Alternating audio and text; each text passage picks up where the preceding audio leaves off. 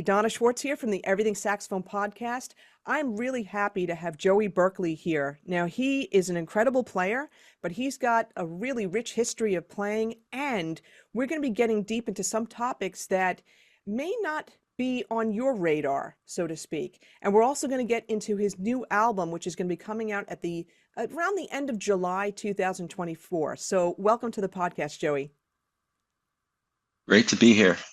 Pleasure, Donna. Thank you.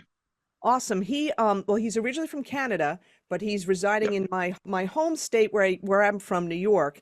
And we also share the public teaching background as well. But let's get into your background. So you grew up in Canada. When did you In start Toronto. Yeah. in Toronto? When did you start playing instruments? Oh, I was very young. I started when they offered the instrumental opportunities in seventh grade. So I started in seventh grade. Okay. I know in New York City schools, I taught there for a very short time, and they did the same thing. They started in seventh grade, and some of the Long Island schools, like Brentwood, Long Island, would start students at seventh grade. Fourth grade No, or fourth grade. I started in Yeah. fourth grade. Brentwood started in seventh. And I always thought hmm to myself, God, that's too late. You want to start earlier. But their thinking was that the kids are a little bit older. They're still like a sponge, so they'll still absorb and they're going to get it faster because they're a little more coordinated. And hmm I kind of saw that, but I also felt too, though, that, and I know from I have certification in music learning theory, and I know Dr. Edwin Gordon has done research, and he's found that, students or people learn the most from ages 0 to 9 when it comes to music. And so, the more that you can learn from 0 to 9, you're going to be just that much better and stuff. And so, like hmm seventh hmm grade, it's a little bit after that, it makes it harder. But anyway, so you started in seventh grade, and what did Right. you start on? Uh, Technically, I had to start on clarinet. A lot of band directors feel the need to give that the path to the saxophone is through the clarinet, which, I mean, my own personal opinion, that's silly. But I understand why some of them do it. But I had my eye totally set on the saxophone. Um, I mean, I tried other instruments first, but I believe that you need to have a physical relationship with your instrument and certain types of instruments, string instruments. I mean, I thought I wanted to play guitar, but as soon as I touched the guitar and felt the strings at my fingers, that that was done in a second. But the connection with saxophone and being an air instrument, woodwind, blowing, lungs, and my fingers moving, that was definitely love at first sight. That's so interesting that, the physical relationship to the instrument. I never thought of it that way. And I was also thinking too, I'm wondering if your band director started you in clarinet because they didn't want so many saxophones and they needed more clarinets also. Of course. Well, of course, that's why. But they come up with this whole highfalutin idea, no, development of the embouchure and all that kind of stuff. And that's ridiculous. So, but I think it's because everybody would go to saxophone and you would have no clarinets. So I did, and then we got to audition for saxophone and I got first place and I was able to pick my instrument and there was no question I wanted to play tenor versus alto. Yeah. And what makes you say that? Oh, it's just the size of it and uh like I always tell the story, the very first saxophone player I ever heard.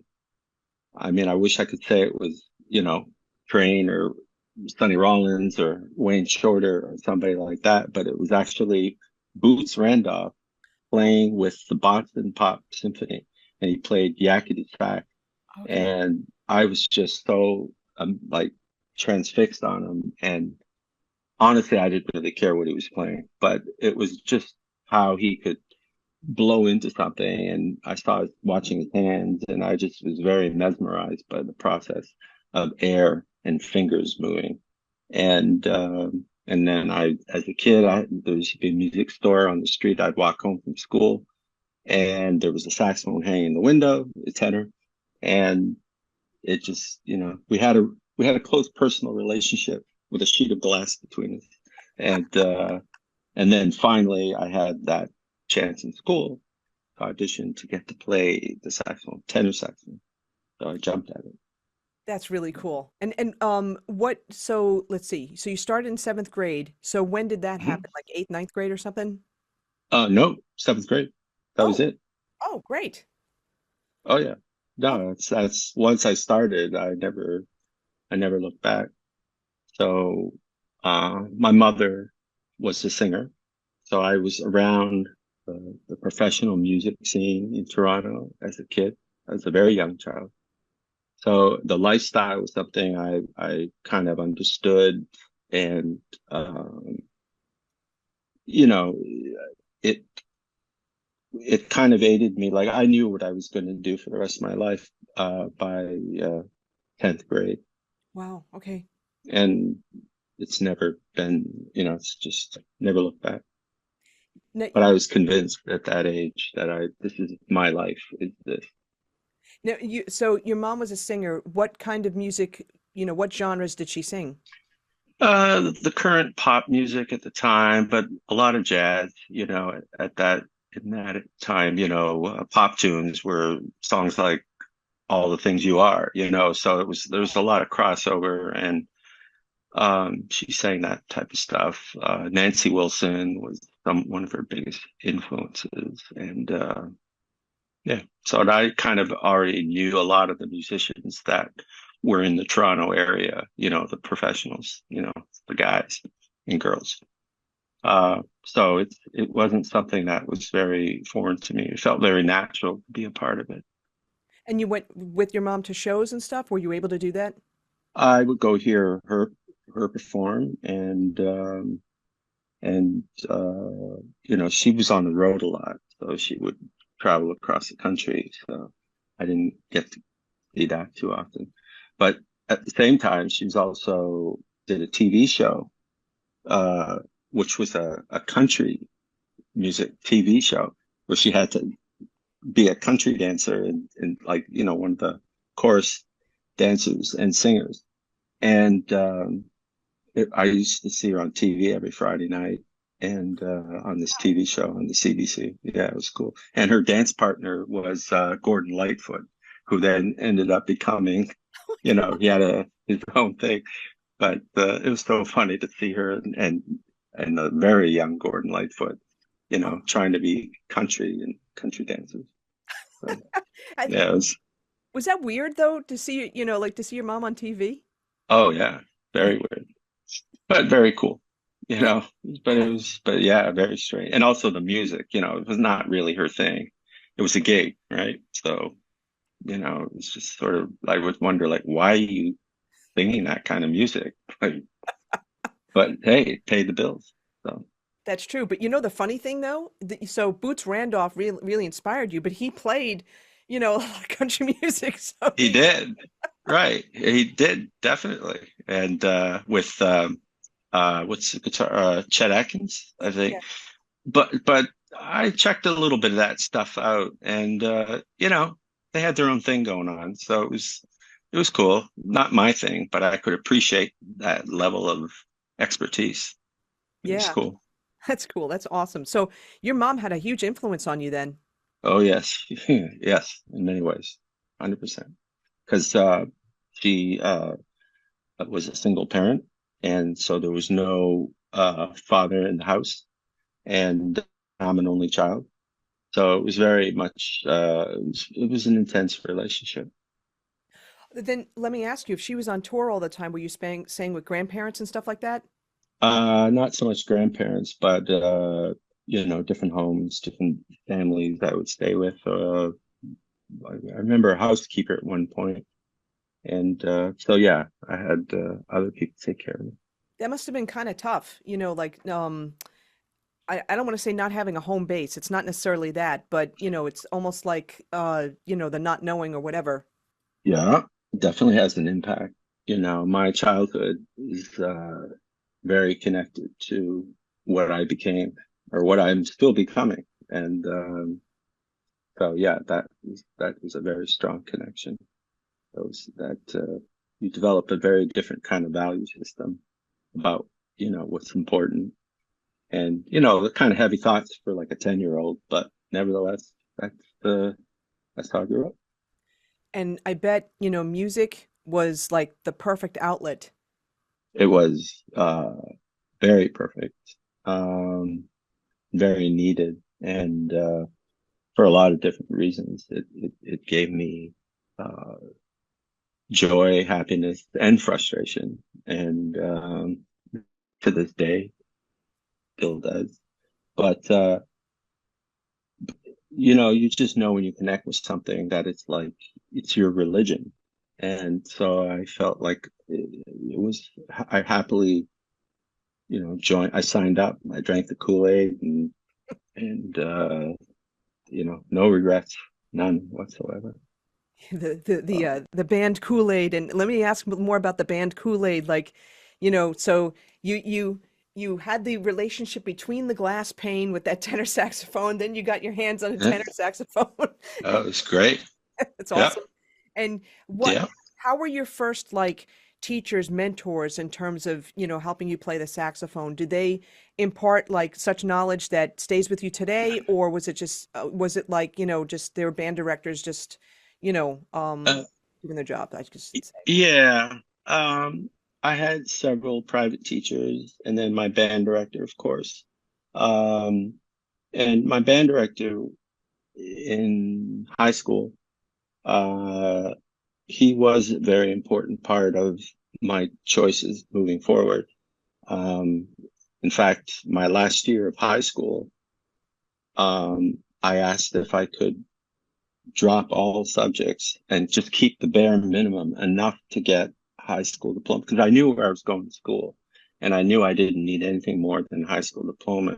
So, I mean, I spent my high school life practicing in the band room. I didn't really hang out in the lunchroom or do anything. I was sort of remove myself from all that. And if I had to take a lot of extra courses, it would have cut away time for me to work on what I knew I was going to be doing for the rest of my life.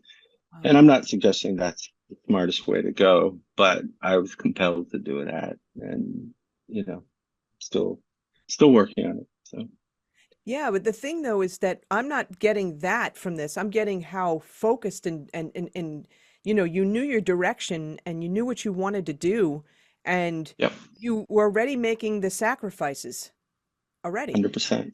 Yep. What kinds of stuff were you working That's a good description of it. What was I working on? on? Yeah. Starting to learn how to improvise. Uh, at that age, I was, you know, starting to step into that language and just work my technique, fundamentals. I'm very big on fundamentals still to this day. You know, I always revert back to fundamentals when I try to progress and move forward. And I was like that at that age, certainly. Yeah, I was very driven. And when you So, say, let me get back to, I'm going to go to left field for a little bit. Okay, so you're working on fundamentals and, technique, a little bit of improv and that kind of thing, and that you revert to right. fundamentals when you want to move forward. Okay, so Mhm. what fundamentals do you mean? I mean, I kind of know, but I don't want to make an assumption. Okay. Well, I mean, I kind of break it down. I mean, there's like finger technique fundamentals, there's embouchure fundamentals. Um, you know, that trying to bridge, put it all, trying to connect everything. Um, because in the type of music that I'm enjoying being a part of in some form of jazz, you know, a lot of your musical decisions are made spontaneously on the moment, and you don't have time to sort of prepare yourself finger wise or whatever, embouchure wise or any of that. But it's just has to be so instinctive. It's like breathing. And you know, if I'm playing rhythm changes and I decide like, oh, wow, I want to do this on the bridge. I mean, and I think about that, it occurs to me like a second before it comes, then I know I can flip into that. You know, whatever, if it's a harmonic thing, a rhythmic thing, or whatever. Um, but I believe that it's the uh, not mastery, but the control you have over your fundamentals that allows you to make quick decisions in terms of expression. So, Yeah, for sure. And let me ask if you can, like what kind of fundamental exercises do you work on? Let's break this down. So let's say embouchure.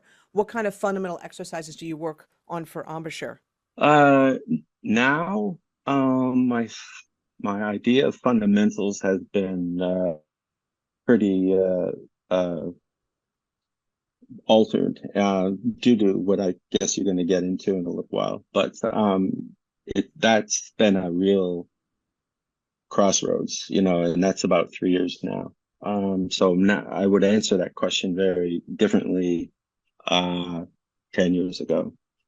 What and I think it's probably best to answer it as if it was 10 years ago. So I mean, I would work on like velocity things, uh, small melodic cells that I try to play smoothly first and then add speed later. Because I feel like the way to play quickly is through slow.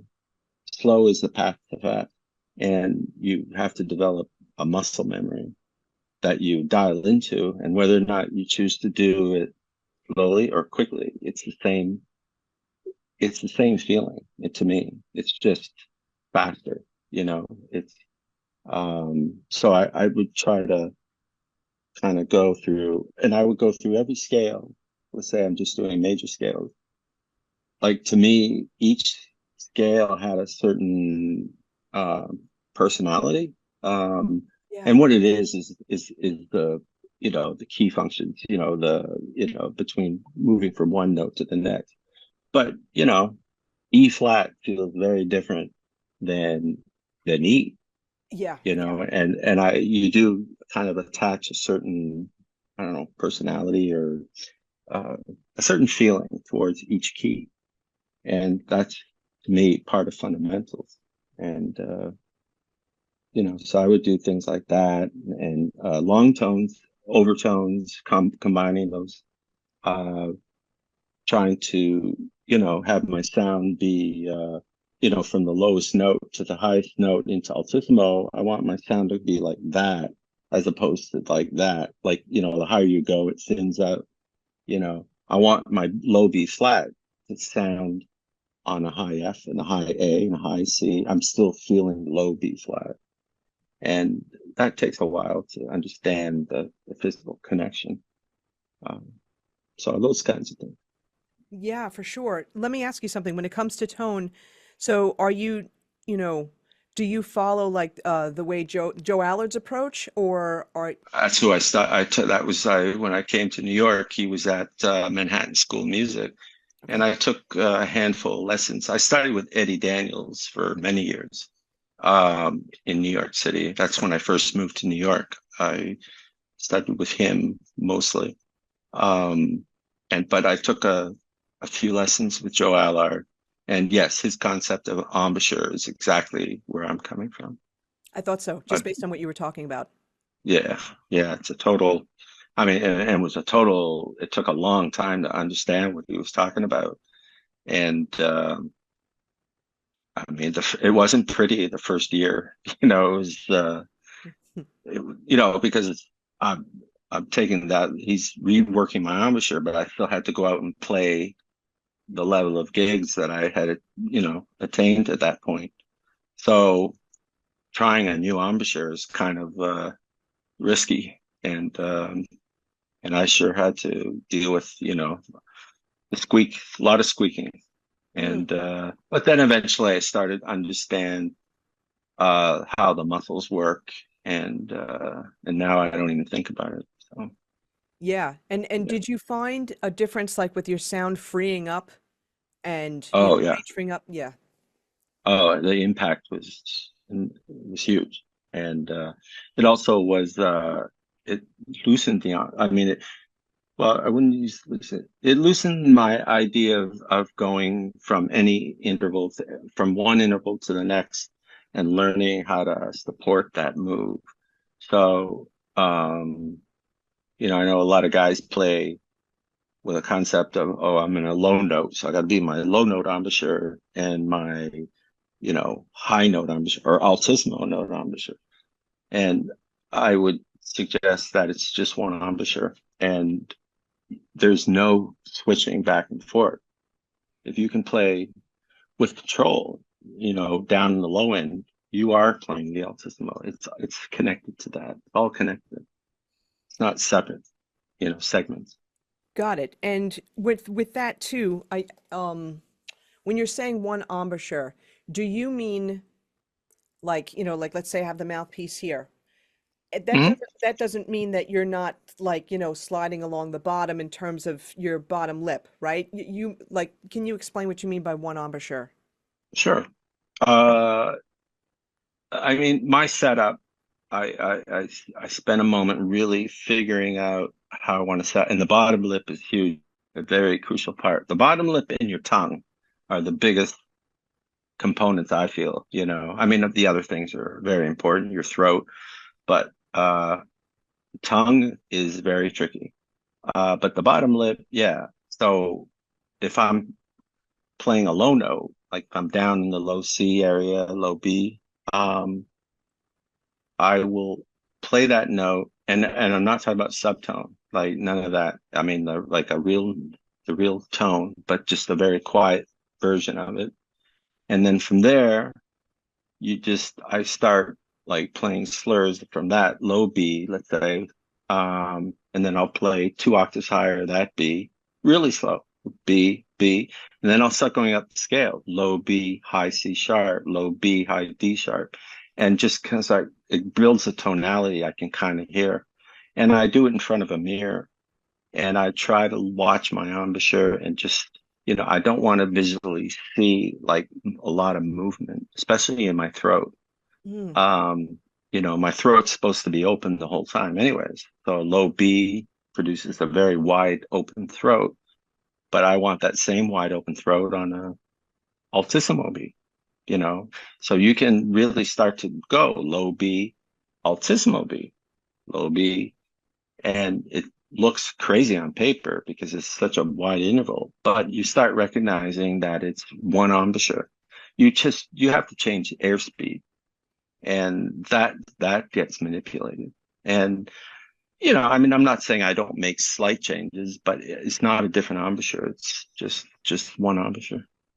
I Got see some guys, where they play down low, they drop everything and they even change the angle of the mouthpiece. And I'm like, I don't know. I mean, it becomes a habit, but you'd be surprised you could remove all that. And it also frees you up, right? It just makes it because it's, you can play a line and end down on a low B and then to do a pickup 3 octaves higher, just because like you don't ever want to feel like, oh, I can't do that because I can't do that. So I won't do that. I like to do everything, and it even makes if you I fail. it makes you more efficient too. It absolutely makes you more efficient. And I guess the fear would come from, like what you had to go through with the changing of, your approach to embouchure and still having to gig and then dealing with Yeah. that. It's a mental thing. I mean, I'm a trumpet player Yeah. Oh, also, yeah. and we always go through crazy embouchure stuff, so I know. yeah, so I Yep. I totally get that. And now you mentioned like the tongue is the hardest thing. So are you Yeah. thinking of a particular syllable, when you're doing this? Yeah. Well, when I play, my tongue is up high so that the sides of my tongue are against my upper molars. So I'm thinking of the T sound. So Yeah. when I attack a note, I T, and then I sustain the note with he. So T into he is you can't it's seamless.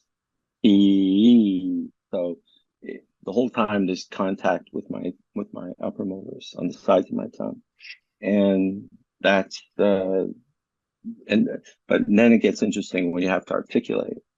So moving your tongue and still keeping it up, but you learn how to just wiggle the tip of your tongue, and not the whole, like 85% of your tongue just stays stationary, but it's the tip that you wiggle or move to attack the note. But even now I'm starting to adjust a little bit, and and for reasons that I'm sure we're going to get into. But you know, that that that was my thinking up until like 3 or 4 years ago. I mean, I did this teaching video called what's it called? All Things Saxophone, and I did it like 15 years ago, and it was on DVD uh, that Oh, was put out by this company, Two School, Cool, was it Cool School Video, oh, right? cool. And it was a former student of mine, Howie, and he produced it, and it did really well. But like I can't. Hard to look at it now, because I was just a very different player. But it was all about speed and how to get there. I mean, there was other things we talked about, of course, but some of the things there were, I don't even think I could play them now, like I did in that video. Got it, got it. And yeah, we are going to get into into the topic of focal dystonia. That's going to be the big thing. I think it's going to really, be an eye opener for people. I want to get a little bit more into your history though. So you're playing in high school. Where did you go to college? Humber College in Toronto. Got it, got it. Yeah. And then was it after college that you then went to New York? Yeah, I was 19 and I moved to New York City and just hit the streets and uh, started sitting in different clubs. In fact, I landed and got to New York, took the train, and the second night I was sitting in a club. I had no idea where I was. I just asked somebody, "Where do you go?" And this guy told me about a place in Jamaica, Queens, Yeah. uh, the Village Door, Oh, okay. and it was it was my introduction into New York City, and it was funny, but it was a very good learning experience, and it showed me, the base level that you have to be at if you're gonna hang out and say you want to play jazz. So it was a very good experience, and I think that it's a necessary part of your training. I look back at the very sort of forming moments for me, and that was one of them, sitting in clubs. Because then I started sitting in everywhere in the city itself. I didn't have to keep going up to Jamaica, Queens. That was a long ass train ride, and then a bus, and God, it was, and then a lot of weird experiences along the way, I know which I'm Jamaica. Yeah. probably not. Yeah, I'm not gonna necessarily get. You use your imagination, Yes. and but the other thing that I did for about a year and a half was play on the street, Oh, and that had a big impact on me. In fact, I wrote one of the songs I recorded. It was a song I wrote called Alamo, and I was just there on Father's Day. I took my son and I hung out in the East Village. I okay. lived in the East Village for many years. And there's a big black cube in Cooper Union Square, and that's called Alamo because that was a spot where we used to play a lot. Um, and when I say it would be me and a bass player and a drummer, usually a trio. But I wrote a song sort of highlighting that stage of my life. So I did that for about a year and a half, but that had such an impact on the way I play. It's just when you're standing in Times Square, like on 47th Street and Broadway, and you're trying to play Green Dolphin Street, and there's so much going on around you and it's not all cool either. It's you kind of change your focus. you know, it it affects you the way you think about playing on Green Dolphin Street. Because what you're competing with, and of course then all the sirens going by. In fact, we used to love, like if a fire truck was going by, you couldn't even hear Oh, yourself play and the band, but we wouldn't stop playing. So it was always cool to see once the fire truck is gone, and is everybody in the same spot? oh That was yeah. always a good test.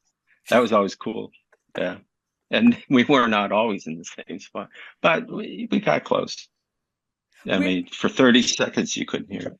Yeah. yeah, and they're long too. And what year approx was this? Oh, I came to New York in 79, 1979. Got it. So that would be early 80s.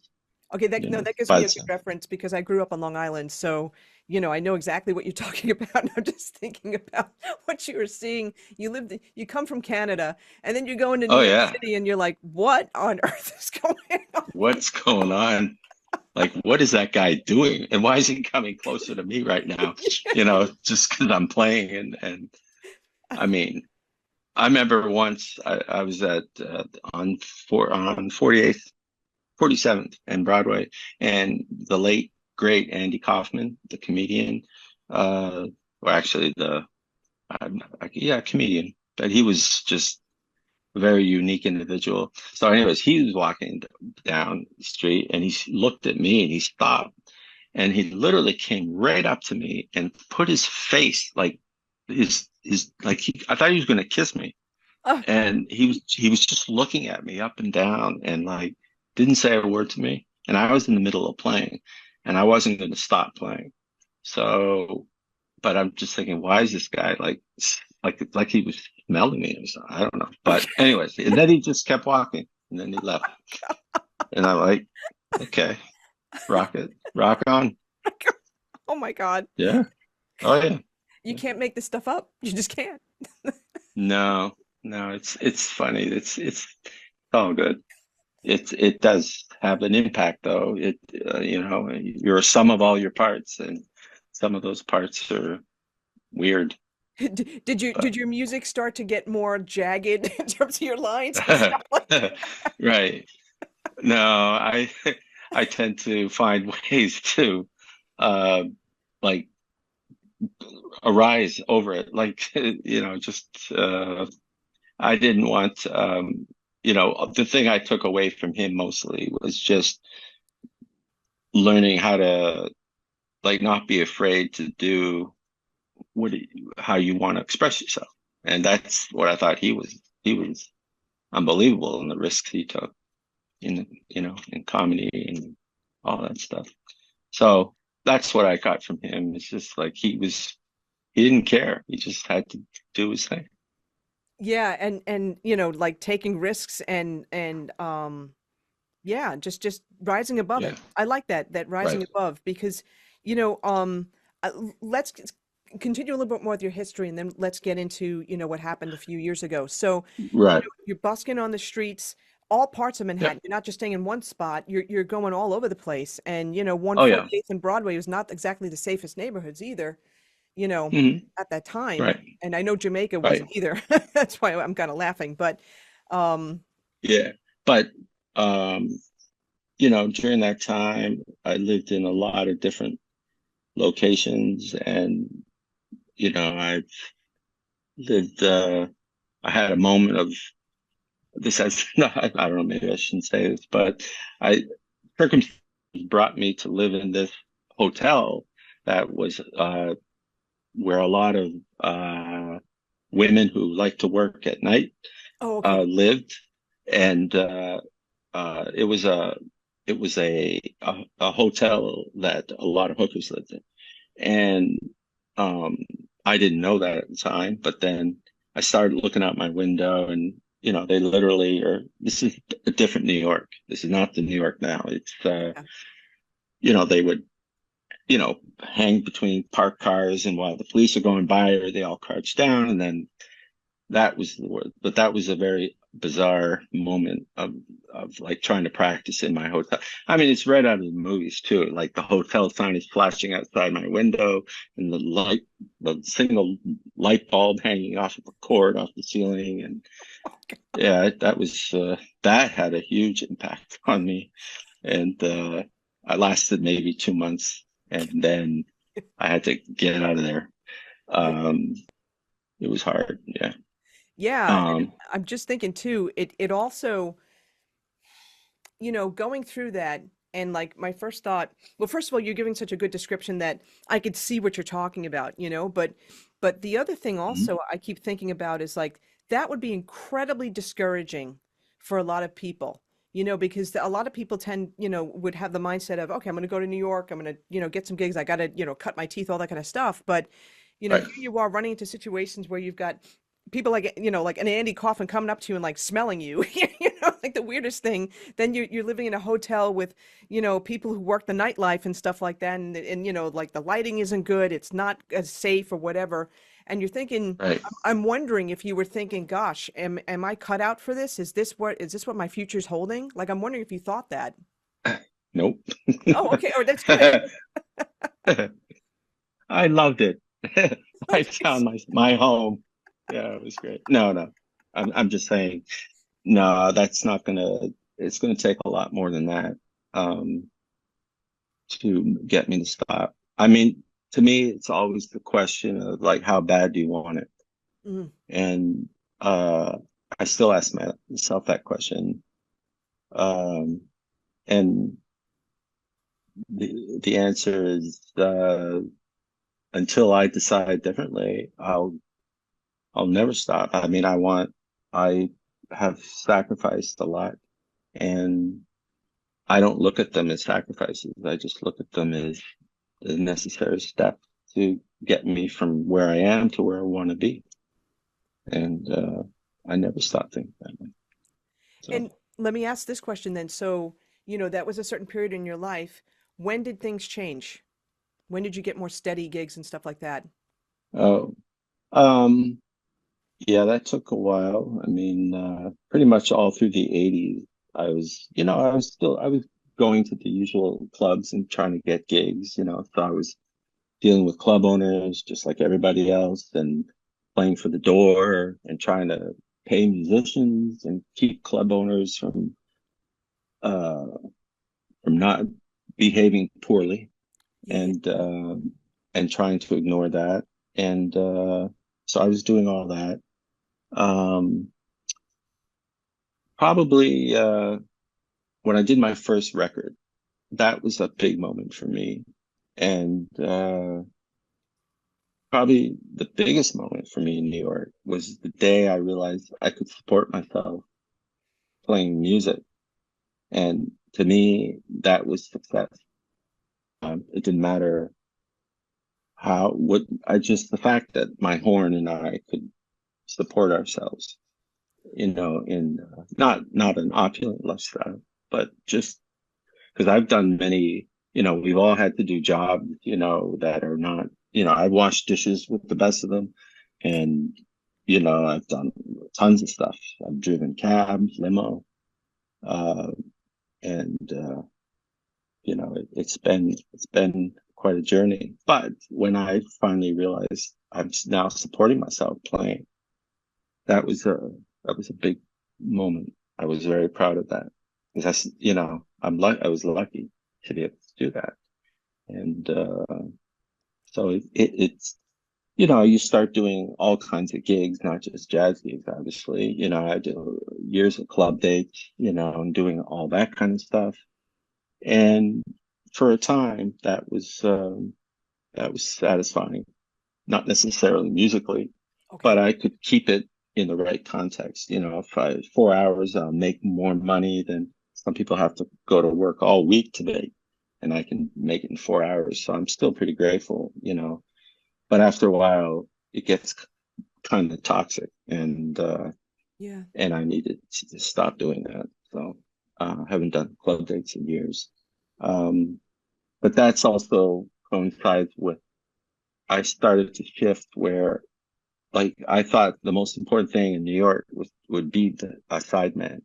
Like I have a lot of my friends who are amazing players, and they just want to be the guy that's on like 15 different gigs, playing with everybody. Um, and as they should because they're that good. And that was important to me for a while. But then I started organizing. That's when I started writing music. And then that meant I started organizing bands and recording them. And that's when it shifted, for me, because then I started getting called less for sideman work. I mean, Okay. now nobody calls me, but that's okay. But I guess people just thought I was busy leading things. And I spoke to other people in similar situations, and they had the same experience. Like you're just viewed differently amongst your peers. Hmm. And because you're the one leading, you're the one calling them. Can you make this gig with my band and play my music? So I started doing that a lot with these different bands that I still have, and and I prefer that actually. I get more out of that because that's a more expressive way of being than just being the gun for hire. But that's an amazing thing too. You just got to figure out who you are and how you relate to the music that you want to play. Because sooner or later you have to ask yourself that question. Yeah, because guns for hire too. When you're in a lot of different bands, it's also a lot of pressure. It's a lot of stress, and Oh it's God, yeah, you have to be yeah, able to take that. 100%.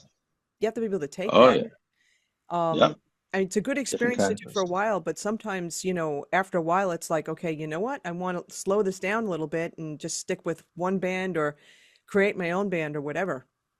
Absolutely. It's great to be able to play all kinds of music and play it all really well.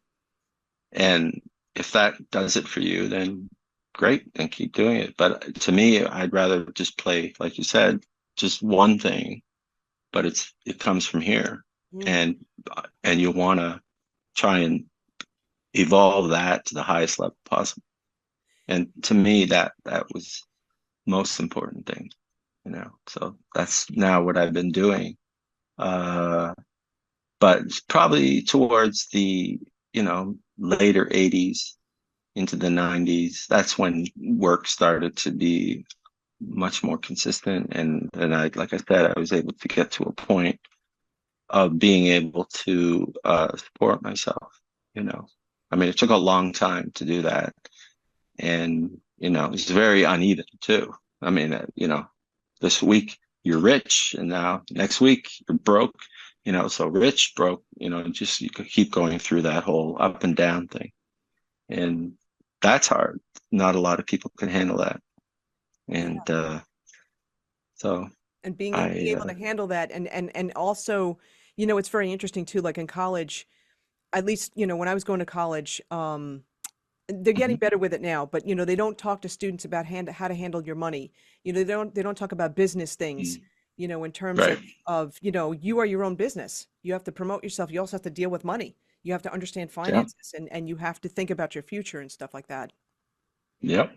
Oh yeah. All those things like music schools, obviously focused on, all the the playing aspects of being a musician. But what most find out is that there is always that, but there's other things too that affect your playing. And you got to deal with those things too. And again, it comes down to how bad you want it. Yeah. Yeah, for Yeah. sure. So, at that point, then, you were forming your own band, all that kind of thing. You put out a bunch of albums in the time span from the early 90s till, I guess, like around, maybe 2015, 2016, and stuff like that. Hmm. Yep.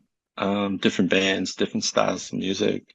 I also am very much into R&B and that type of, funk R&B. After a while, it's just music, but I like my first record was very much mainstream, straight ahead playing. Um, but records since then have evolved into a much more R&B influence. Um, and I kind of feel like I need to kind of do full circle, and I plan on getting back into straight ahead playing. Oh, interesting. And I kind of left that for a while, but doesn't mean I don't want to do more of the other. I just want to do everything. It's like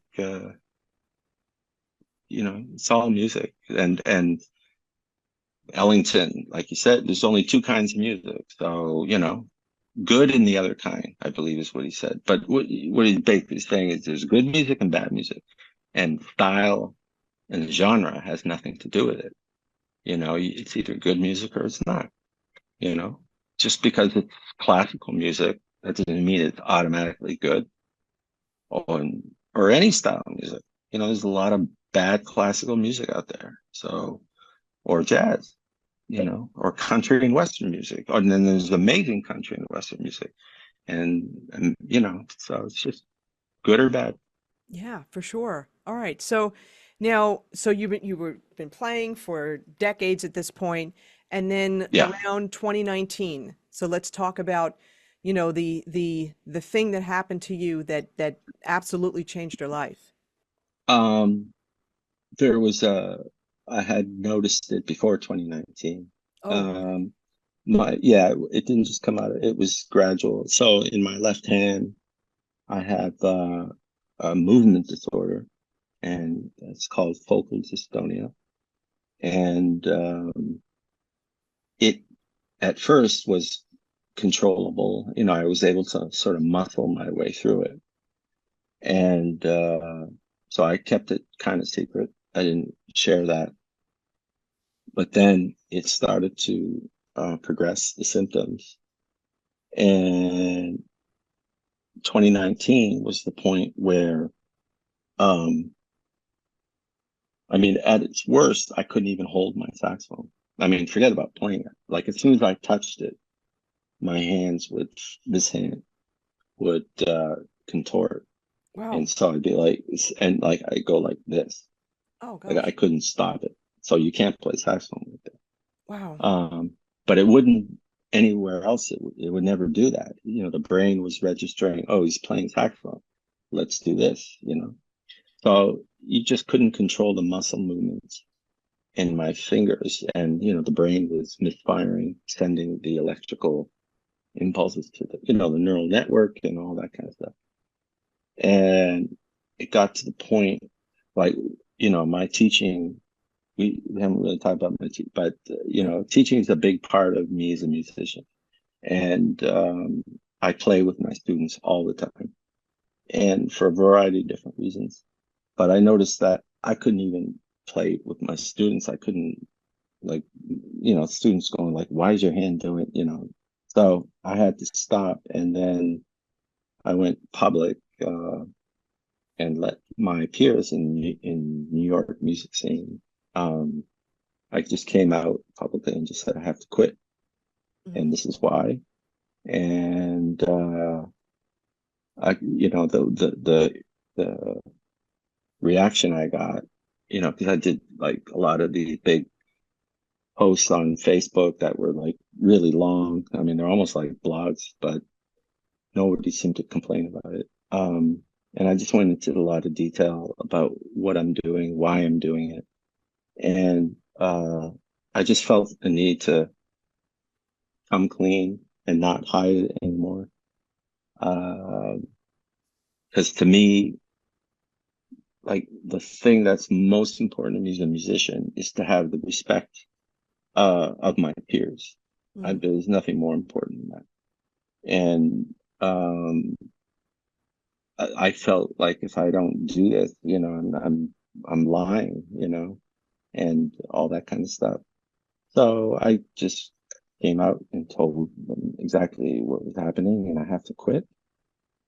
And obviously, I wasn't in the best of spirits, and I definitely was an angry person. Um, but I tried many different, just many treatments for it. And I went through most of them. They inject you with Botox Oh, and like right into the muscles. So I had these needles that were electric, like they were connected to a current. So they'd jab a needle in here, go in and start twisting it. oh God, that must have hurt. And I had like tears running down my face. And I was very painful. But then once they think they have a good spot, they would turn on the electricity, and I'd be like a cat on a hot tin roof. I mean, it was Oh, like wow. really bad. But then once I flipped and moved the right muscle, then they would plunge in the Botox and think, see, Botox is botulism essentially, and it kills nerves or it deadens them. So the idea is thinking that all these spastic movements I do with dystonia, if the muscles are deadened, then it won't do this because the muscles are, Botoxed out. Yeah. Uh, and I tried 2 treatments of that and didn't do anything. It's Mm. just very painful. And I did the holistic approach. I went to see a doctor in Toronto, all places, and he was very helpful. But it didn't really resonate with me because I just wanted a solution so I can get back to playing music. And I didn't want to necessarily connect with my inner self and my memories. So Got it. Got it. then I found out about this study program at NIH, which is the National Institutes of Health in Bethesda, Maryland. And they were doing a study program. And I immediately reached out to them, and I was interviewed. And I mean, their protocols are very strict, because it's a study and Right. you have to fit in exactly to be a subject. And luckily I passed everything. I went down there, they interviewed me and examined me, and I qualified. So I became patient number 2 for this treatment. And the treatment is called DBS, deep brain stimulation. And it's brain surgery. And they go into your brain and they implant an electrode, a wire, and put it in the spot that is affected by my, muscle movements in my left hand. And it's connected to a battery. So there's an electrical charge going into my brain. And long story short, I mean, that's after that. I mean, I'm playing today. I mean, I can play again. So, Yeah. um, as long as I could continue to play, that's all that I cared about. So even though the brain surgery was scary, um, I didn't really get scared until the night before brain surgery. And then I started to realize what I'm actually do. Yeah. And, and I wasn't sure like what happens. I mean, you have to be agreeable to all the risks. As it was explained to me, in the world of brain surgery, it wasn't a high risk level. There's much more riskier forms of brain surgery. However, it's brain surgery. So you got to know that. And, but again, that how bad do you want it thing. And the fear that I was feeling was a fraction of the pain had been feeling for the past year of not being able to play anymore. That's way worse. So let's do it. And I did. And it's got me back to playing. And I'm just eternally grateful. The doctors at NIH I can't say enough about how compassionate and talented and smart and all those things. I mean, they're just unbelievable people, and they rescued me. So I always eternally grateful for those doctors, from the brain surgeon to the neurologist to the anesthesiologist. I mean, it was so weird. So the day of the operation, the first thing they do is they have to put that thing on your head, like that wired, whatever, I forget what it's called. And they literally have to screw it into your head. Mm. And that's how it starts. And then they wheel me into the operating room. And the first thing I noticed, it's freezing in there. But the other thing is there was music playing, and it was very good, jazz. Oh, cool. And the anesthesiologist was there, and they were looking at me, like staring at me, and waving I mean, I had this cage on my head. I didn't know what else to say. So I just said, thank you. Yeah, I like the music. It's cool. I appreciate it. Nice touch. That's what I said.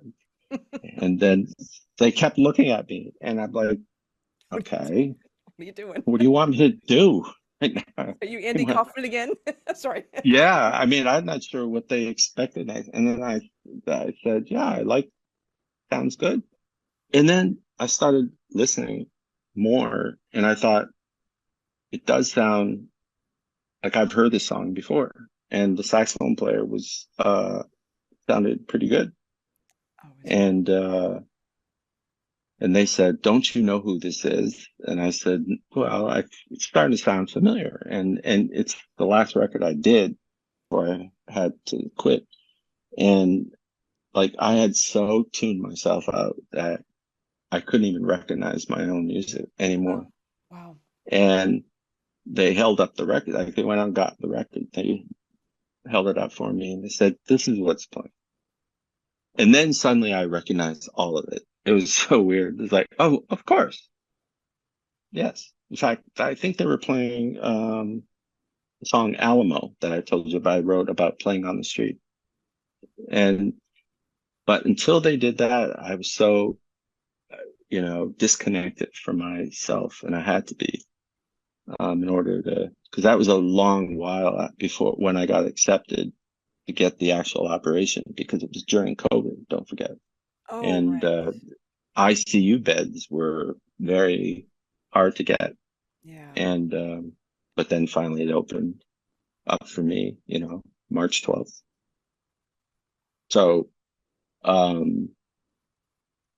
the other weird thing is, so after like maybe 3 or 4 hours of brain surgery, they wake you up, and I had to play my saxophone while I'm in the middle of brain surgery. Oh, wow. And that's probably the weirdest experience I've ever had in my life. Yeah. So, yeah. I mean, I knew they were going to do it, but uh, it's one thing to know you're going to do that. I mean, you're not thinking about embouchure at that point because I mean, I was so high. I mean, I had so many drugs in me, and I was so disoriented. But Oh, then they hand me my horn. So I'm lying on my back and I have to play my saxophone. And they have video of it. So it's, it's hard to watch now because I can't really associate myself with that. I mean, I still remember it, but, it was a very life-changing moment. And the hardest part was after. It wasn't the during so much, because oh, what I learned is that all my muscle memory that I've had acquired after 40 some odd years of playing, I lost it. So I have to rebuild my muscle memory. And that's no small thing, especially for, um, well, for all musicians, but in definitely. jazz, obviously, there has to be a way that your mind can kind of just think of a musical thought and execute, because you have a memory of doing it and you know what it feels like to do it, and your ears are telling you to do this thing, and it goes to the brain. But I've lost all that, and so I feel like now my level of playing is uh, I don't know. I mean, all my friends tell me they don't hear any difference. So I don't know about the other musicians. Maybe they have different opinions, but for me, it feels very different. And it's not as, like I got to really think about something before I play it. Like I don't know, like if you're playing a tune, right? You're blowing a tune and okay, here comes the turnaround. Like I don't have to think about what I'm gonna play. I know what I want to play. What I can focus on is after the turnaround. I'm already now thinking about the next chorus, Right, right. because I don't have to think about, I've done this a billion times. Well, if I do that now, I tend to trip, and because I don't have that muscle memory that kicks in. So that's a little frustrating. And, there's certain things I really have a hard time playing. Just the key the different mechanisms, like like going G, A flat, B flat is Okay. the hardest thing in the world for me, you know. But a half step higher, I could do it. I don't even think about it. Even a half step lower. But that particular combination, G, A flat, B flat, and then back and forth. Um, so they explained to me that the neurologists, that musicians tend to do a thing called adaptive technique, meaning things they can't play anymore, they tend to avoid them. So they adapt their technique to avoid those things. And unfortunately, that's not how my mind works. If I can't play something, then that's the only thing I'm going to play Right, right. because I gotta win. So, um, so I explained to them that maybe classical players do that because there's a lot of this discussion when you get into dystonia. You know, they talk about classical musicians. It tends to show up more because their level of technique is at such a high level as compared to other uh, genres, which is total bullshit. So, Yeah, I yeah. mean, that's ridiculous. Um, so it's, I'm back, but I'd probably say I'm at 70% operating capacity compared to before. But 70, okay, not bad because I was at zero, before the operation. So I'll take it.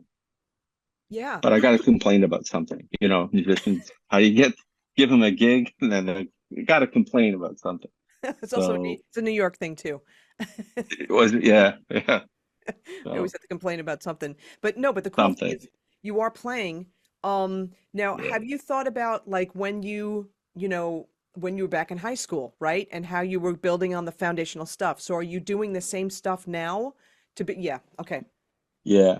Um, like when I first um came back after my operation, I started taking lessons again. That's good. And a friend of mine, this amazing saxophone player, John Gordon, um, he he would give me lessons. He wouldn't take anything for, I mean, he was an angel at the right time, for what I needed. And what he mostly focused on was learning how to relax when you play and Mm, learning how to I never realized I don't breathe enough when I play. I mean, obviously I breathe and blow. I mean, how else you going to play? But like I a lot of lessons he would remind me, take a breath now. And most of the time I wouldn't. And I started becoming aware of how little I breathe and how I have to really learn how your breath is the next note and you need to leave some space for it. And I'm still working on that. And, um, but he really got into working with me with that fundamentals and he was a huge help and eternally grateful for him. Um, but yeah, so I started working on fundamentals. See, you have to realize before, like when I was in college or in my 20s and 30s, I mean, I would practice 12 hours every wow. day. Wow. Like not most, I mean, every day. And, uh, and I would play like mechanisms and different scale patterns over and over and over and over. Like just continually keep doing it and to build that muscle memory.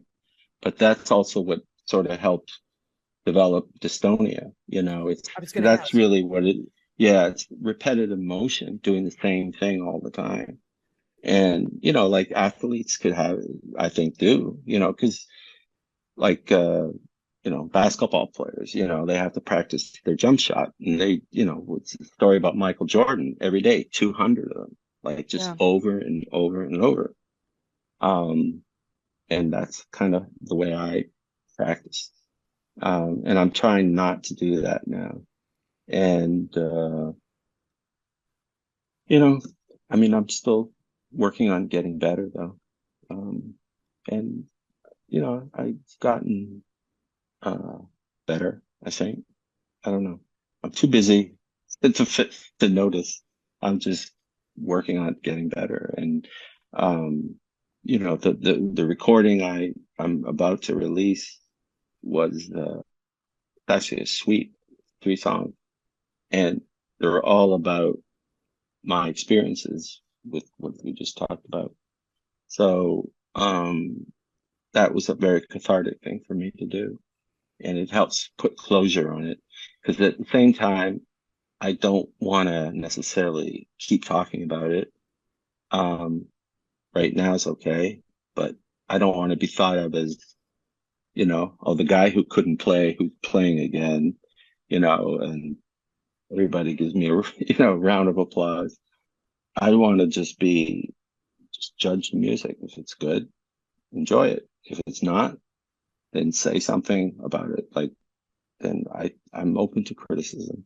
And, I just want to be judged as a musician, not a musician who came back from, you know, from the dead. Yeah, but you know what? The way I'm looking at this though is that you're giving hope because this is Mhm. I've heard a lot of people. We spoke earlier, but before we officially went on the podcast, we spoke about Right. embouchure dystonia, and like for me, like Yeah. Phil Smith, like principal trump of the New York Philharmonic for a gazillion years, him having embouchure dystonia. Are you kidding me? It's Yeah. devastating. It's It devastating, is. and the fact that It is. Yeah. you're giving hope. And I know, you had said to me before, this treatment that you went through, it, was on your left hand. There are no treatments for embouchure, at the current moment. Correct.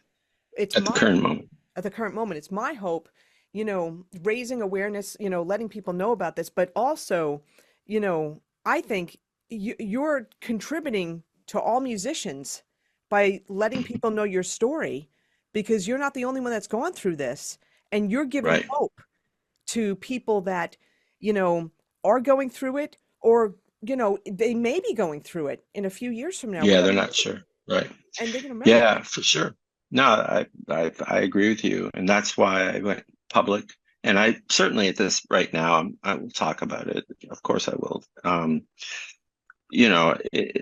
There's a page on Facebook called Musicians with Dystonia, and I joined that and I shared my story. I even put the video up, but their conversations tend to be a lot of like uh they seem to really focus on the more holistic approach. Medical technology is not necessarily looked upon favorably Oh, interesting. as Okay.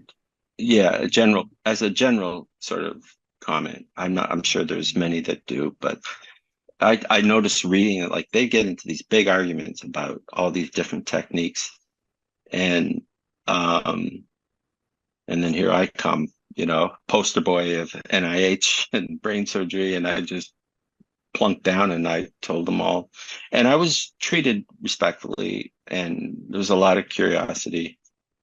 But what I said to them, and what I would maybe say publicly now on your podcast, is rather the question you got to ask yourself is not how do I treat it, but again, it comes back down to like how important is this to you, and how, because your answer will determine what the best move is for you. Like I know what it is to me, so brain surgery, there's no question about it. Of course, I'll do it. I mean, I'm scared, but that's what it means to me. Yeah. But not everyone wants to do that, and you have to respect that. So then you have to go within the thresholds that you're comfortable with. I mean, for me personally, there is nothing I wouldn't do in order to play again. Yeah, And I know because that. I keep thinking about that imagery of you so young, looking through that glass window and seeing that tenor saxophone. This is you. That's you. And Yeah. for you to not have that, you had said that the physical relationship with the instrument, for you to not have that is devastating. It was. And I didn't know. I mean, I was already thinking, all right, what do I do? let's see, drums. I know.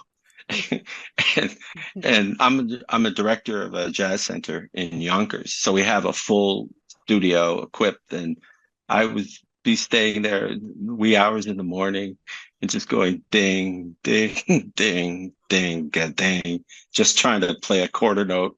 And I mean, I sucked miserably, but uh, you know, I just already thinking like if I can't play anymore, I can probably do drums, because it doesn't involve my fingers in the same way it does on a saxophone.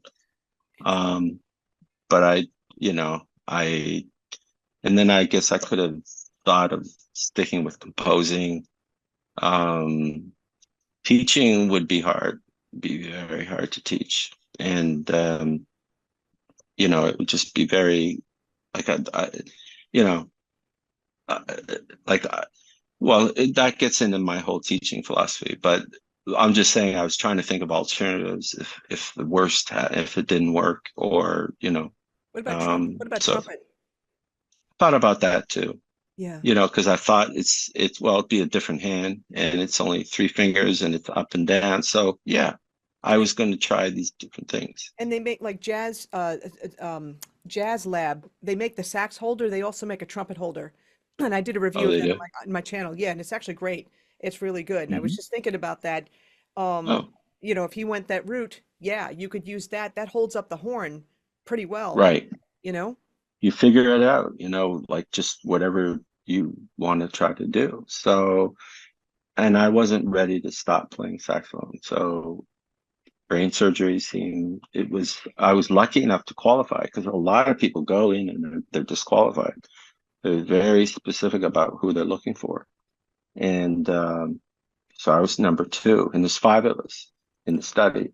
Oh, wow. And we've all, in fact, patient two and three reached out to me right after I went public, and I had a bunch of questions and kind of I guess I influenced their next choice. So we kind of like all connected, and I did the same thing with patient one, and that was extremely helpful. And I'm happy to try to help anybody that wants to reach out to me. Maybe hearing this podcast, I would maybe publicly say now that if anyone wants to have a conversation with me about their current situation, then I'm anytime. Reach out. Yeah, and we're going to put links for your website, and we'll talk about that at the end, but links for your website and Yeah. socials so people can reach out. And I'm just curious though. Okay, so there were five patients. What's the Yeah. status of this? Is this going to go public? Can more people access this? Like what's going on? It's well, the study was for FDA approval. Oh, okay. And see, this treatment has already been in existence for a very long time. However, it's always been used for Parkinson's disease patients. In other words, it stops the tremors like instantly. It doesn't cure anything, but it gets rid of that horrible um, symptom. And I've seen, because I've going to many appointments, different neurologists. Waiting rooms tend to be filled with a lot of people with Parkinson's, and Wow, okay. it's like, uh, anyways, Yeah. DBS been used for many years for that treatment of those symptoms, and it works amazing. So it's not been used to treat focal dystonia, and that's what they're getting FDA approval for.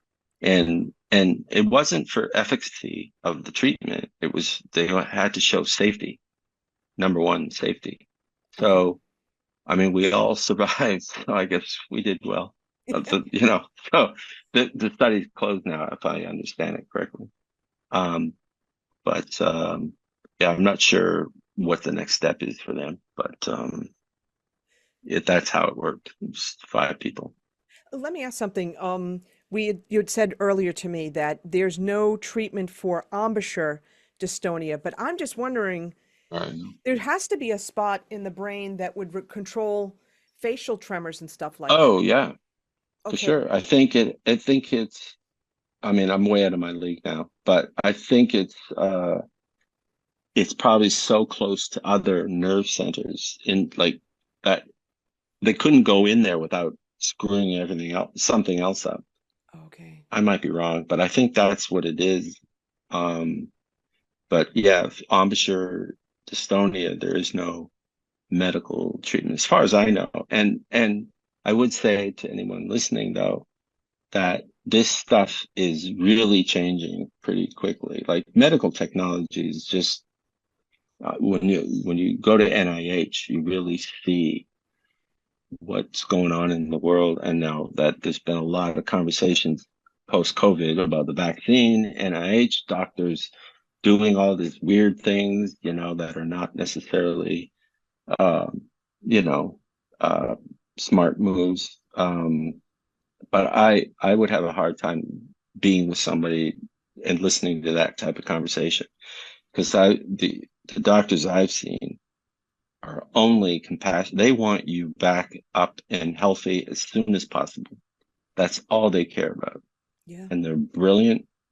And if someone thinks like there's some kind of conspiracy, uh, yeah, no, that's total bullshit. I'm not saying that there aren't people in any industry who have like certain ulterior motives. Of course they do, you Yeah. know. Yeah, of course. So, But but if you haven't experienced what you experienced, you have no right to, make those kind of statements and stuff like that. no, When you don't you have the don't know what you're experience. talking about. Exactly. You don't know what you're Right. talking about. It's just it's crazy the way, some people are just react and they overreact just to get like likes and stuff like that. This isn't about likes. This is Yeah, about getting people's lives back. absolutely. Thank you. Yes, Yeah, for 100%. sure. And what we can also do too is maybe I can get this from you later, maybe some resources for people in terms of, dystonia, maybe like websites that you know of or something that they can check out. Hmm. Yeah, I'm just gonna write. Yeah, I don't know. I mean, like I said, the book, the page on Facebook, just musicians with dystonia, that would be a good one because that seems to be a portal to a lot about because they talk about a lot of the things that you know. Um, See, I'm not the type of person that like, all right, I have dystonia. Now let me go research it and like learn all these things. When you're in it and you're dealing with it, it's like you put your head, at least I do. I put my head down and just burrow. Like so I'm not out there like a lot of my friends uh did that for me. Oh, that's Like good. I found out about NIH through my close friend, Liz Sander. She's the owner of the Jazz Center that I'm director of.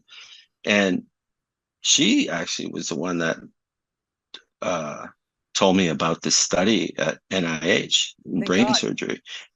Well, at the time when she told me, I was still doing the Botox. And she said, well, if that doesn't work, you can go have brain surgery. And I can't repeat what I told her. Or I don't know. What's the policy here? Can I talk freely? Am I allowed to speak freely? Yeah, if it goes a I little don't too know. racy, we'll, but I think it should be Okay. fine.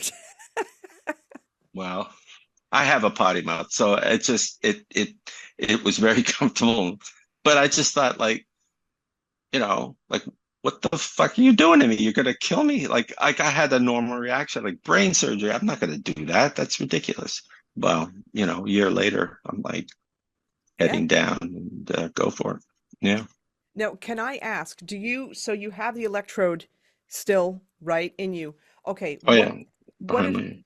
what are things that you have to watch out for in terms of like you have a battery in you and stuff too? Like, I do right here. Yeah, right here. And it's connected to the wire and it goes behind my ear and got it. then into my brain. Yeah, that was all the questions I had. Like, Okay. am I going to open the garage doors and, and turn on microwaves? I wasn't even thinking that, but that's funny. Oh my God. You know how many people, a lot of my friends, I mean, I got, you know, a lot of comments from people about, while they're in there, can put a personality chip in, put a sense of humor chip in, put a I got it all. So it's cool.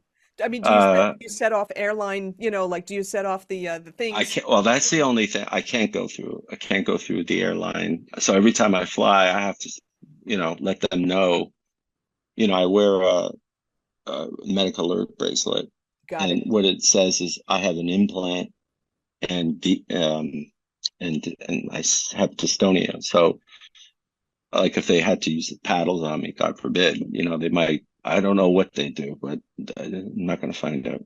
Yeah, yeah, yeah. But I can't go through security checkpoints, so they got to pat me down. Um, but microwave doesn't do anything. Nothing else really does, that I found. I'd have to be careful of x-rays. Like even the dentist, gotta make sure Yeah. that's cool. And when I get an MRI, I mean, I've had a lot of MRIs. They have to know that I have an implant and they can adjust it somehow. But Really? I'm just thinking that you can't be around yeah, heavy magnetization. Wow. Okay. yeah, I know. I thought, sure, sure, no, no, no. As a checkup, I've had plenty of MRIs post surgery. Yeah. Okay. Wow. And so do you have any like signs for, like the batteries failing or something like that? Do you know what I mean? Yeah. The battery, I have a remote control and it looks like a cell phone. Okay. And I can change the level. I can change the strength of the type of signal because Wow. there is apparently thousands of combinations. See, now I go back every 6 months for a checkup. Okay. First 2 years, every 3 months. And then I go back and I bring my horn and I play for them. So I play like, on a concert for them in the doctor's office, but it's that's a little weird too. It's like doctors running around, surgeons and all these patients, and then you got to start playing.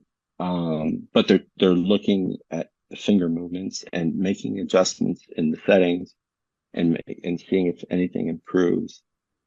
But there are thousands of combinations. So my neurologist, uh, Dr. Ehrlich, at NIH, she's conservative. Like just because there's 1,000 common, it doesn't mean you have to try all of that. And she feels that we're at the sweet spot right now. Great. And so the adjustments are very minute, but I can change the strength of it. So it's a battery that lasts 5 years. So I'm in year 3. I'm in my third year now. So at the end of 5, uh, I would have to get this replaced, Okay. the battery. Yeah. Got it. Okay. And that's what I was thinking about too. And I'm thinking also that um by like when you have to replace this battery, maybe it's another 5-year battery, or maybe by that point it could be a 7-year battery or a 10. You know what I mean? Oh yeah, or rechargeable. That's the other Oh, thing is you can gosh. yeah, yeah. I didn't even think about that. Which, you know, that's yeah. There's different models coming out. Technology is still just Crazy. rushing to the is crazy, and who knows? But they don't have to go into my brain again. They just have to put the battery in. I think that's like, day you're out the same day. Wow. So that's about the only thing. Yeah. And you wonder too, I'm just going to broach this. You wonder if AI is going to have any kind of impact, in the future with this in terms of finding the right setting, or, you know what I'm saying? Right.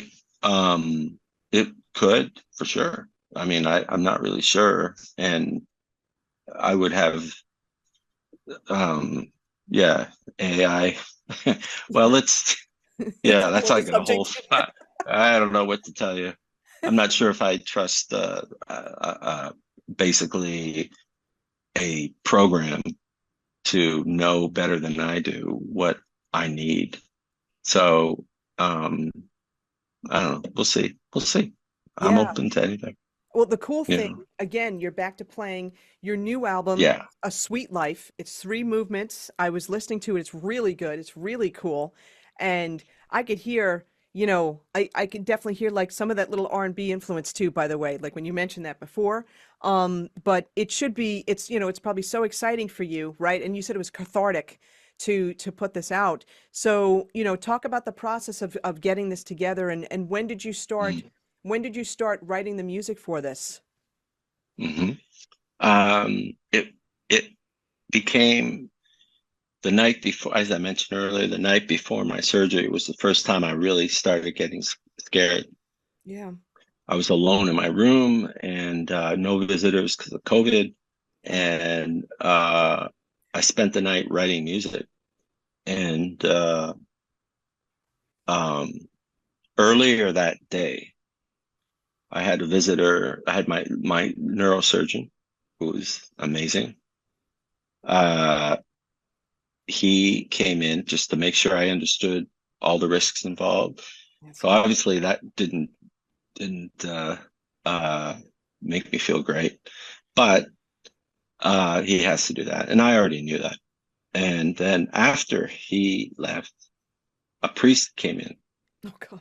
and I'm a lady, I guess a chaplain. I'm not sure she, Yeah. but you know, um, and at first I don't think I was very friendly because I felt like, all right, so neurosurgeon comes in and tells me what, all these risks, but don't worry about it. And now I got this priest coming in, and I wasn't sure, like, why are you here? And like, you think last rites, and Yeah. that's not necessarily building a lot of confidence.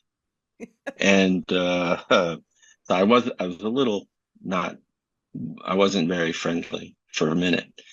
And then I found out she was an amazing woman, Diana, and uh, she was just there to give me some support.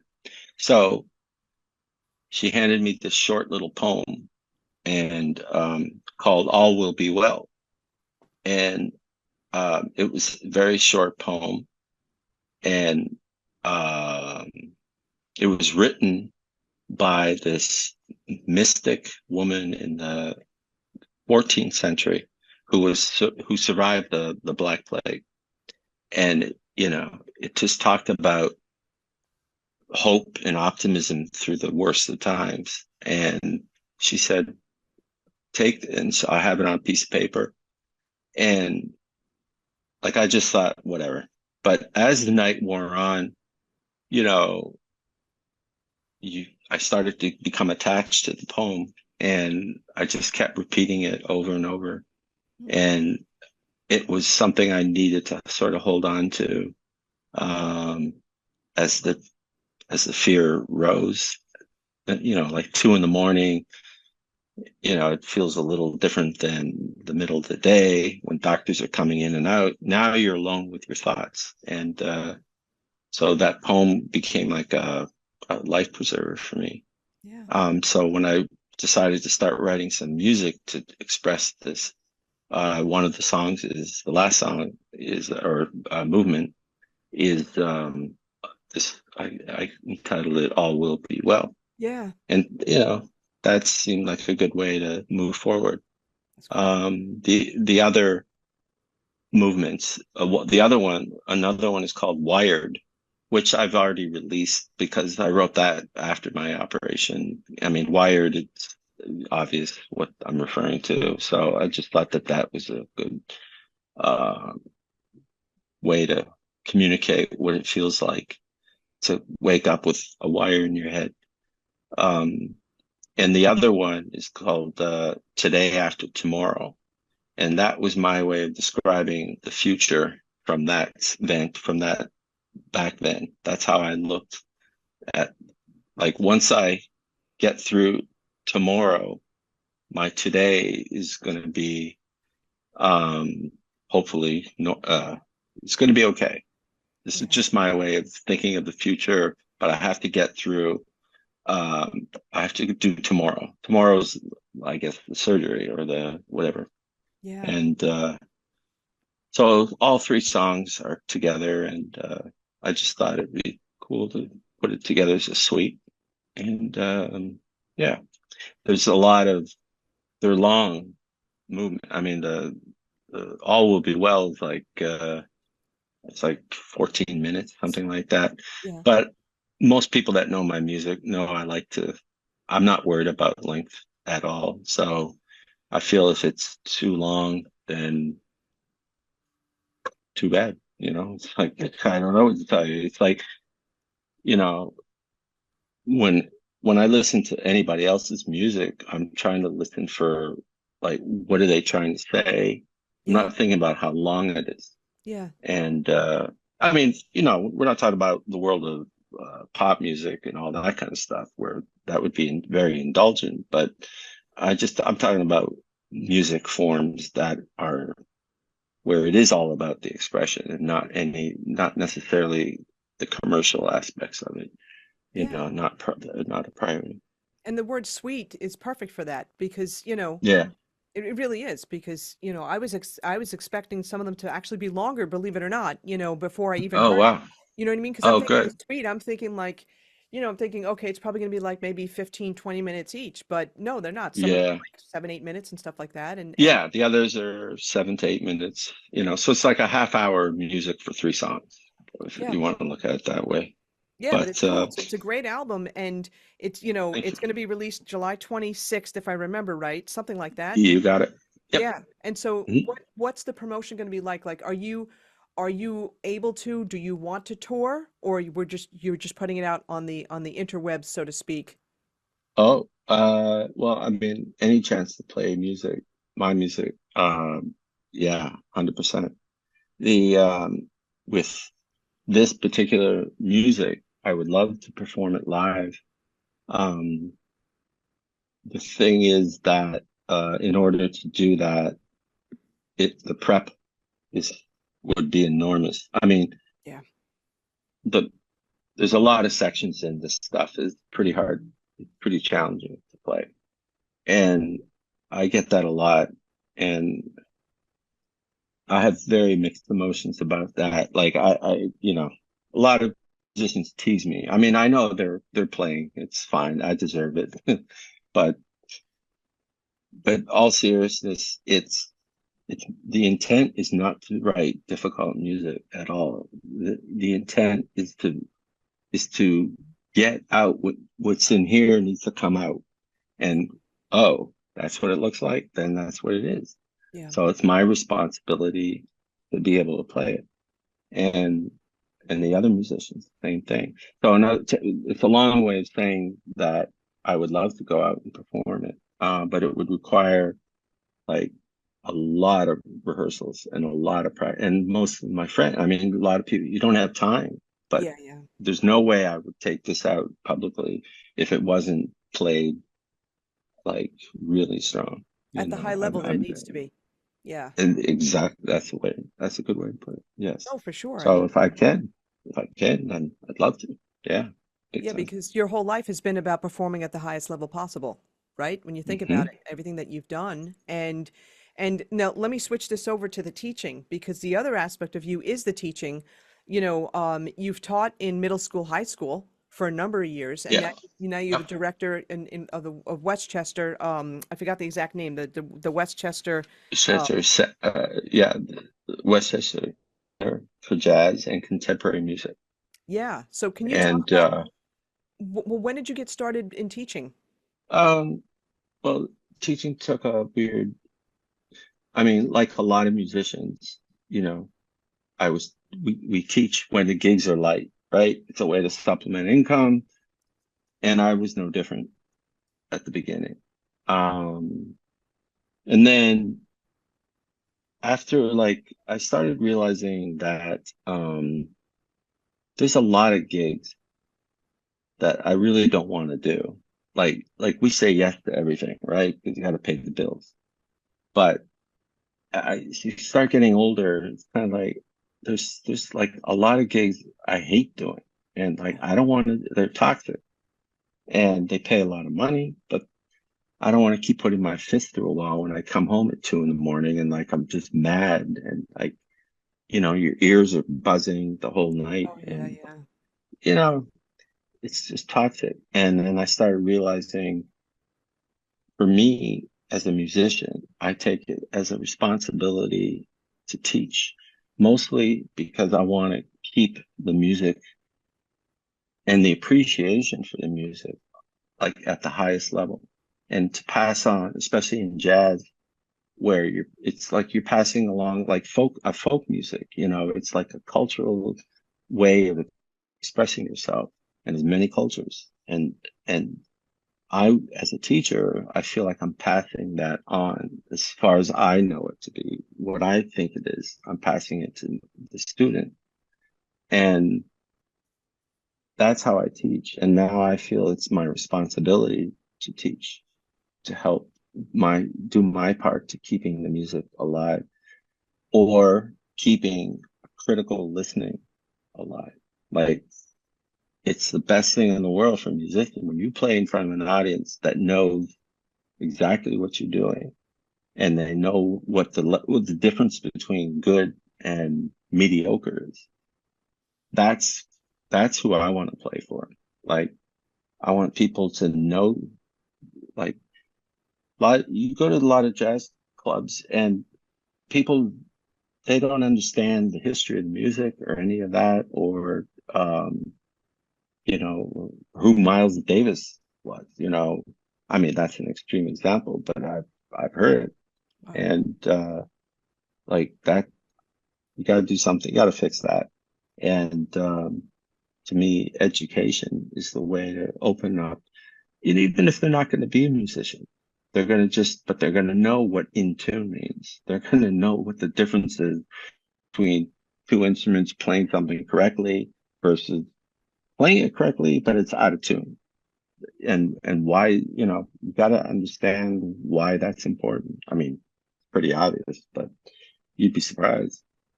And so teaching to me is that role.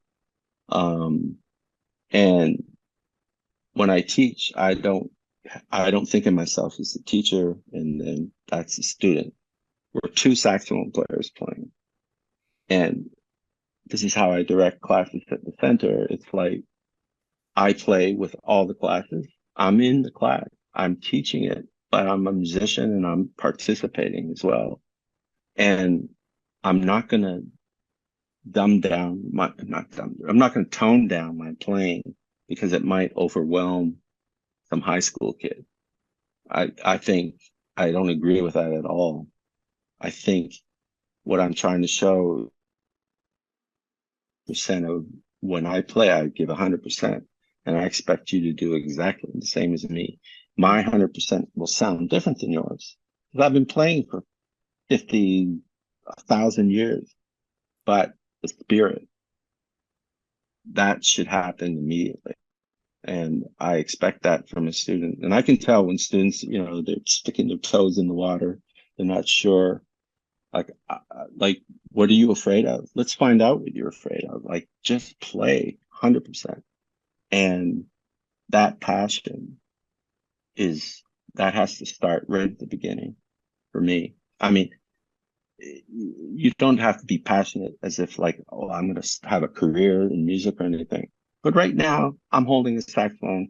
It's 4 o'clock and I'm in this rehearsal, and he wants me to play a blues scale or whatever, or he wants me to just play on a blues.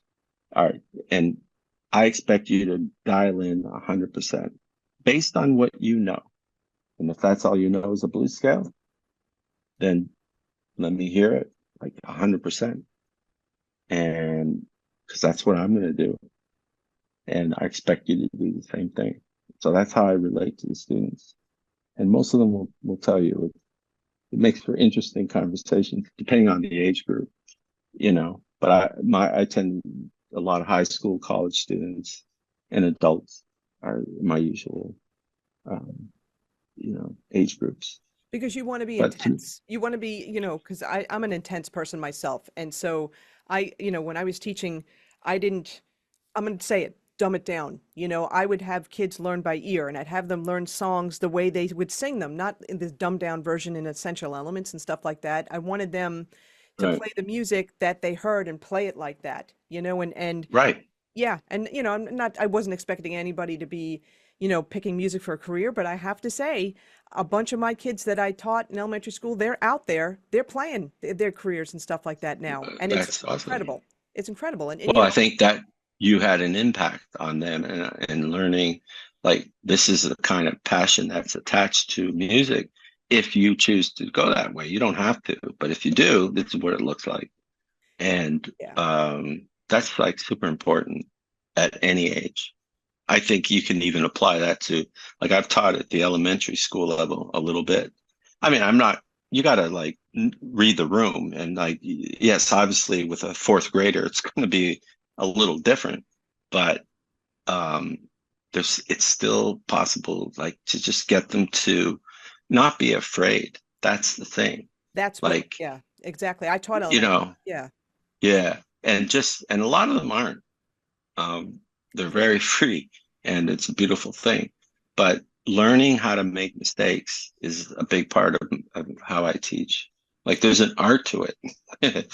And like you have to dive in and be in. And if you make a mistake, so what? There's yeah. worse things, you know, Yeah, as I definitely. learned from one of the early jobs that I worked as a social worker, my Uh, supervisor would say, because we worked in a senior center, and she said her name was Roberta, and she mm. said, Donna, look, you can make a mistake, that's fine, as long as no one's died, because we're in a senior center, Yeah. right? As long as no Well, one's died, it's that's a good okay. rule of thumb. Yeah, Right. it's okay. Yeah, I wish someone would have told me that to me absolutely. growing up. So for me, I was just showing these kids like having fun. Let's have fun. Let's Yeah. and when they're And young, not, yeah, don't be afraid to make a mistake. When they're no. younger, sometimes they're not afraid. It's when they get into junior high, that's when all the stuff Yeah. happens. Well, the egos, like now you're starting to have vanity, you're starting to be aware of yourself, and that's the time to really reinforce the idea.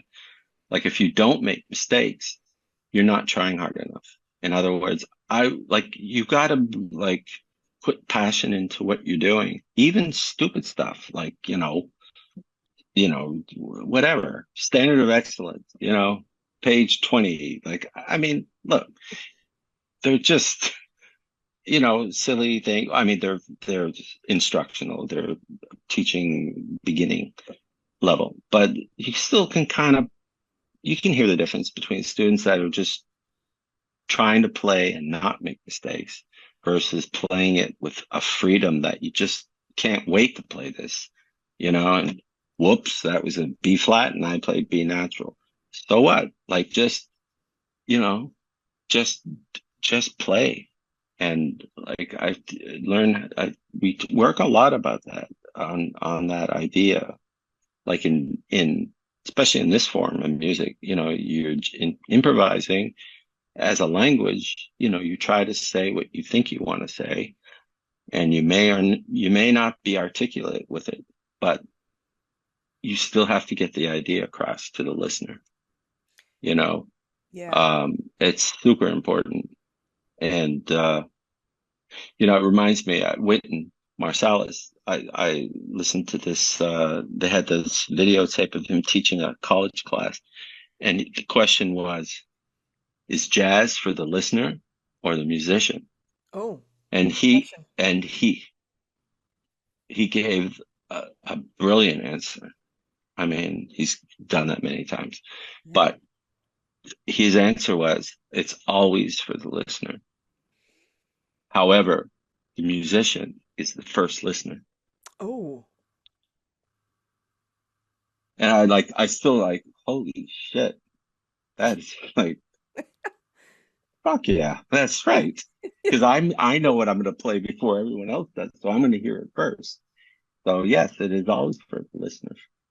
And anyways, I just thought that that was life changing. I thought that's a different perspective. yeah. That's an awesome quote, and that's also an awesome way to kind of end this. But I have to ask another question. How can people find you online? Well, my website would be one way, and that's just joeyberkley.com. JoeyBerkley. But also I mean, I'm all over Facebook and Okay. Instagram. and uh, Spotify. I mean, a lot of my music is already out there, previous things I've done. So that would probably be the best way. Or you can go to the Westchester. It's westchesterjazzcenter.com. That's the website for the center that I'm directing. And you can reach me there for sure. Cool. Awesome. Yeah. Listen, this was a lot of fun. This was great, and you shared some not Thank only you. great stories, but a lot of great insight. And I think that this episode is going to inspire people. It's going to give people hope, and it's also going to raise awareness. But it's also, Beautiful. what's also great too are the stories that you shared and rising above the challenges. That's the theme. That's the theme of your life. You said a number of times, how bad do you want it? How much do you want this? And that's what's guided you through the entire time to rise above each challenge. I think that's awesome. Thank you, Donna. I appreciate it. Thank you. Yeah, it was It's great. well, yeah, it's over already. Just getting warmed up. I have a Yeah. million stories. No, it's all good. But thank you very much for this opportunity and to be heard.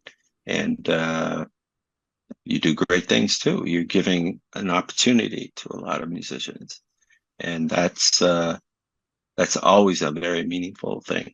So thank you. No, thank you. And thank you for saying that because, Nick Manell and I started this podcast, to bring, expose people to people that, you may not be so familiar with, in the Right, world and stuff like that. And I've taken that on as I've taken over the podcast and that's what I want to do. I want people to get inspired, to get motivated, and to hear about some of these people that you may not have heard before. And, right. buy their albums and see them live if you can and all that kind of thing. And I think Yeah, I love doing that. And even with music industry people and when their new products come out and I go to the NAMM show and we're trying these mm, things out and and letting people right. know all that kind of stuff. I enjoy doing that and and just helping Seems like people. you do. Yes. Yeah, you seem to have a real sincere enjoyment to do what you're doing. So No, that's beautiful. this was awesome, and it's inspiring to me. I'll just say that all the stuff that Oh, you fought through, and I love the the dedication, the devotion, the focus, like that you have, and just like what, 10th grade, I know what I want to do, and this is what I'm going to do, and if I don't have to take these yeah, extra classes, I'm gonna practice because I was the same way. I didn't go to lunch. I didn't go to the lunchroom. I went to the band room and I practiced. You know. right. And it's funny that you said that. Yeah. It's like, wow, yeah, yeah, I did the same thing. I didn't have Brings any back discipline. memories. Oh yeah, for Yeah. sure. But it's all good stuff. But again, thank you so much for your time. You've been, Oh, very gracious with your time. oh, thank you very much. I look forward to the next time. Thank you. Cool. Awesome.